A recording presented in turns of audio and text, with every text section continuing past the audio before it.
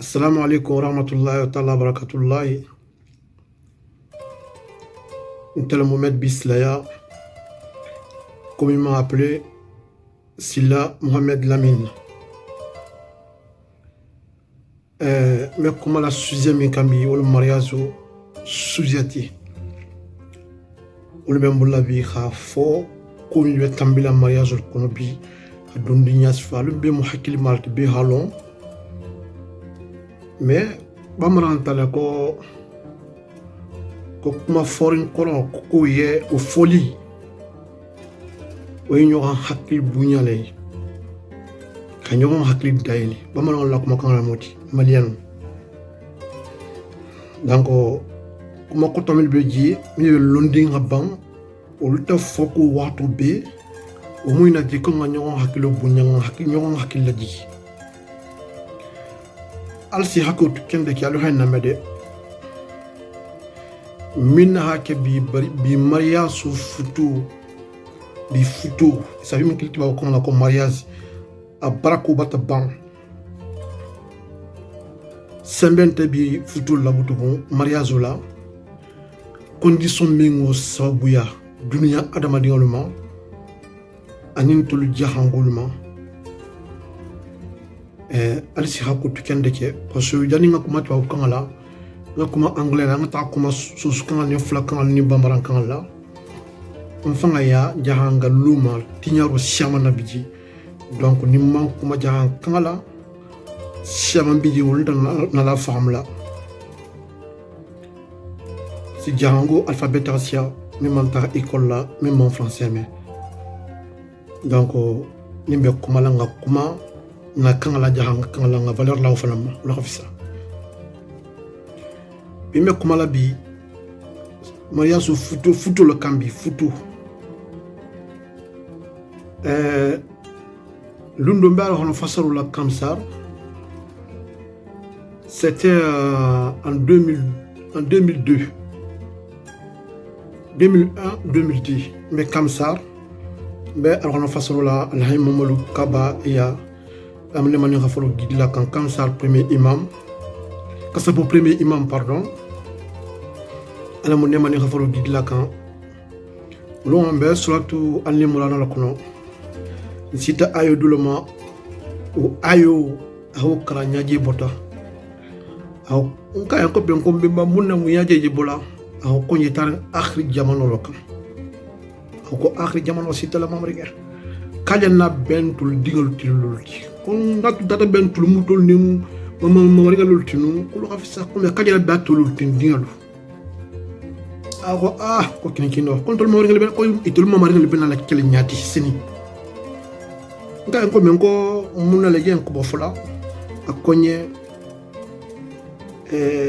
ako kudanta be kerim bi jahanga ya kono nin dunya fan albalinya kono ako kudanto wata la fili nga ko mumunti ako ko folo ako dinin kuntuluman i wulba holu ke fuite butu nga ko di kiya ko kiyo ako me ko mamari ki ho sabo bodula lon nen kan ko non ko malo ako ko futu nyo holul nte futu bunyari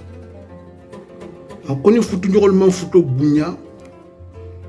futo fami bestola futo kono ko baraka metala bimbala hanyin kuma fonyembe alkono fasalo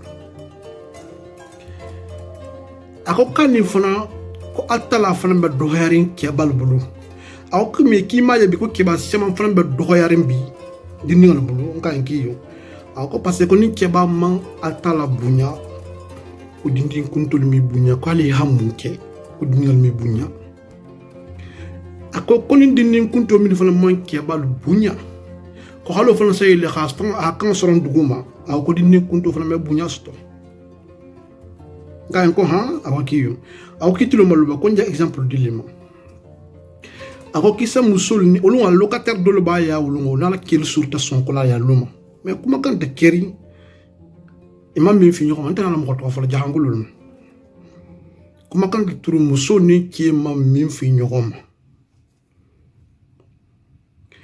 kha sabo ben kudolma ngina ndal duna min ko lay tuluma lo de bi bitan kelni bitan musulu mini bi dingal masit la hadi kilma anin ke min fanna moholu ke fanna mohola nana baba na tata na dogolu fanna be wulla khata muso nyini ila mohoye e dogo yawo be tata ya kana to be dinye ko na tiluma ay tuluma lo de ni famille floyi udanta be kerembi minan dal no kono kende ke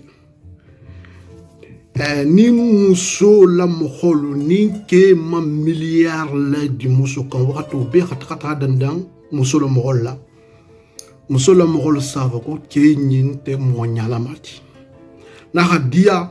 habita nangawlu bunya ha jam je ki kan la luwolu kana la muso nana baba lul mu ba tata lul mu ba afandi lul mu mais ni milliard man na wato be keo me ke mo nyala mati o mundo la minati o mundo ko talati o mo fufa floti jigo fe na dunya salala wata kaw ku ya bi kende ke o futo barakal nyadi futo membe sirin ko na fulo kan futo sono barakal nyadi mais na fulo mistro dunya nga faka nga to dunya nga taha aliyama o na fulo ko ne o mandi ko futo manke futo nyala mati o muso lam hol ma fangaloti mais ke lam hol fana ni muso yin fana na mangul la fan ka hana di famina ou bien man ta fange turla ni fan fakala ni jenga mutalati loma e sa fa ko muso man kulu dajigo nyimala dajigo fen di na bota dunya na wulu dajigo lam isa bela muso ina ha muso ko ha gwa ke ni ti mal woro la muso kan mais muso mebe donc ñin ku sigi fulo ne be ka jahanga ya tinya wata dunya frantinya ali hakilo sigi kende ke dunya tegu na fulo sentano lo gudu ibuli sala gudu beja karo gosiri min kama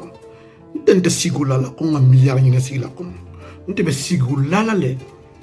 kuma kan nga minta alxurna kono comme mettant le mosquée la bébé no kila alma moti ntela kuma kan lo sol la instrumental kan nga dalma ni mi cité halame ifanye ni malame fana ifanye mais atala kuma kan sol ko sefe nga ke kuma kan tiza amon kuma kan le mayil nga ke jahan kan ati nga ke fula kan ati nga ke bambaran kan ati nga ke français ati nga ke landuma kan ati nga ke tamo libeti ala ko nga atala kuma kan la si alma nta fana contrôle fana ma kafiru nyategu ni haje na hadiya sako makata sali urala khata sali mais kafiru nyategu hala kebayatle alfayata hano mutabula lulu hata mitambe molla kafiru nyategu men noron tak atala ko noron tak ina yana bi futol tinya khabi futol khalaji khabi futol tatinya musolu ni kilu nala ne falalu kele musolo mogolu kefa na mogolu nala ne falalu kotol ni dogolu dingalu kebalu ali hakilo to kende ke amadinya ko la khadi karamuna bani adama ko atala man tuluma la alamadinya la haminda mais alamadinya fana fen klimbe alamadinya ko lo fanga sembu xobu alamadinya fananti wala kete futoti parce que ni digami man sto futo kono o munani nala mohol talati parce que abela comme ni la wulu ninga bile loma ila wulu keninga bile loma dolo wulu musumi nga baya ila wulu keninga nin dolo wulu musune tata bensilo to ya kono le nyogona ase ni wulu muso wa diga soto kitalam kitante ase ita min tamu wulu kete ase tamu ita tante min tamu wulu muso ti wul tamu dingolo ti parce que wulu bele comme wulu ni wulu muso ni wulu kele benga silo ke khadinga soto dingo mu wulu muso lo mohol talati wulu kele mohol manganga trawo kulle fangato donc ni ala khajido ke mo ko ngidindi mala e kan taka dinga récupérer dinga tuje parce que dinga titata dinga muso na la mohol talati ni muso lo mohol man son dinga to fala sa dinga tawul do hana lo ma ala ko khana to ben halu atala silo ka kana ke 50 fenga do ti dunya mais ni muso la moholu nol bem dinga ko lo tam dinga kili nalangalalu muso le mɔgɔ lo ali hakilo bɔ kee la godo kan ali y'i di muso di cɛ min ma i y'i di muso ti mi y'i di muso ma siti i k'a di mɔgɔ min ma i dinga ba i dinga la godo ba hali i dinga ne min b'a fati tɔ ka bɔ masa ala kɔ la a kele tamati a kele tamu di muso ti di muso kele tamu di muso ti ala godo ma ke talati a bɛ diga min sɔrɔ kɛla o dɔn mu ke talati di muso fan mu ke fan talati donc bitan kundan ga do la holo kende ke bi ke fan na mo hi di muso bi masti khal daluma al kana ke wuluti al kana ke nyankumati al kana ke boti mbala bundala a jago ya ta nyinya ta al khama susa al khamuta parce que dital ma bunya la tala la sidula o tala kal bulla anamadin moliwo anamadin molti allo mamuta wonya parce que khadi alla ma khadaluma futo munati ni khaya futu kollo ta la ko ki hadin suto sinon ni ke man futu siti ane muso mustima na hadin suto din tatati mais futo dunda kenni muso mustima dingo matalati muso fan kontro matalati khabo altala kola donc on est di muso di ki meta ko sala ki di muso na bulu kono fengalo ko mam ite nani ba watala manti obe nani fandi nim dohol talati kafri yakumo nin kram bali yakumo anin kufinya kumo nin tama balia anin tatinyar nyebe ta etigo tastinya dunya tigo tastinya aliyama parce que kila na kola muhammad na kola ibrahim na kola altala la kila folo men keta abraham ti una kola khan si prophète mo una kola hakila sima alkhoni an karimin na kola attendez bible na kola tawrete ni lingila na kola khana la kitab misanga kala na ni asma wil ni jabula dawla ni talim lu mutalimu khatabla ni khonalula ulna ren kola ulu mukila lulti atala kuma kan di kola simba ni mo bote en silula ni dinga la fudo sata o silo kan e halo tenna batake kafiruti baba batake kafiruti kela mo khol fanal fananga wondi dinga fanan toro ha ko gwa keye al fanan mo min fanan beho ke atigo be sa dun sini jana mo kono eketa musti eketa keti eketa dindinti eketa kebati inda sigila kantide ni mo alhona ko molti njame fulale parce que alhona kulo kunto waxtu be même ba mo malik ba ko karambali ala ko sino ko bismillah kilin ko ni ho ko sodam ta saxuma ko hangura la kime kurala bismillah dron imma rahman rahim tamit di bismillah dron o dron fasoro sunu fasala saxuma hangura la mankura set nyambanki xa bismillah fasari e mankura la mo min sa alhona kulo mo kunto waxtu be karambalul mo ni fa maytala sino atala kuma kan o bela na kuma ko o bela gan aluna jahan kan ko san fo nzamin fo nyogo nyanga nyogo masila ngala atala ko to bunya khama gita na jahan kan to même manke arab kanti même manke alquran kuluti alquran kulu so fo le nyoko na jahan goye sankema alquran kulu kuntu ni ko kedra batake karam baluti anin konfiga ni fama italati sino bismillahir rahmanir rahim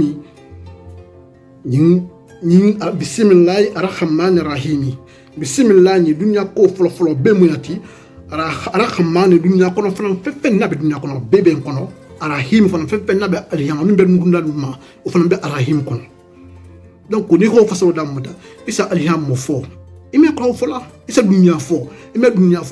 fo da muta tinya me andro fo ite ko fo control fo ko damutu iso fana fo nyani atala ko damutu ni ala kawkulu ke damuto ni ala sebol na nya dunya tigonto dunya fa damuta nya altala bul ni ko kibe be fola imeno nyim be fola timnya bankilen kono donc bismillahir rahmanir rahim karana mi ngar hono lo me kuraw fa fasarlat nya bankilen kono so tote te dal du ngar hono kulu kon tari ke bolo fasarla karam balya ni kun fi nyala ya kuma kilimbo fla duya ala lon khafo ko kalumbe dunya wakati kuntundi na dunyati al dunya ma al dunya na fulu ma moni naflo tala alhiyama alnal bata faqa al babal bata faqa al bembal bata faqa dol fanga dingal dol bata faqa dol mamari dol bata faqa nyala dol doxol dol bata faqa dol tata dol bata faqa hal bi man tongondia ngiti man tongondia ala mo nyimbe ko tongondia atala manyadi bitan kundanga ko ko fo gudu kele mo xol fana ko muso fana ko fo gudu ou bien ko xafam faxe ani hona kafiria kila mala muske jonti sallallahu alayhi wa sallam ala mo demone hakki ki so gidla kan kila mala muso fen dinke jomoti mbemba la sori mala muske jonti mbemba kam ko jabi mal muske jonti drame ba mala ala muske jonti ndul fana mbemba mbota minto sa mako fodi masire masila fodi batrusila katabla bemba fodi ibrahim la ini mi dingal ki jonti sifu balu mi be belen tuba bemba sarba sorlu bemba tuba sore kursugu bemba didelu kampuni ini mi la musul ki jonti ini ham musul ke atala la direction de l'ortibulu hamasusa hibunya halakan hafutu nyogol fana bunya wol mo ni ha diga soto diga sa baraka diga se kibulu ku bati mais ni mi bitangalo bunya muso le mohol mam kele mohol bunya iman ke fan bunya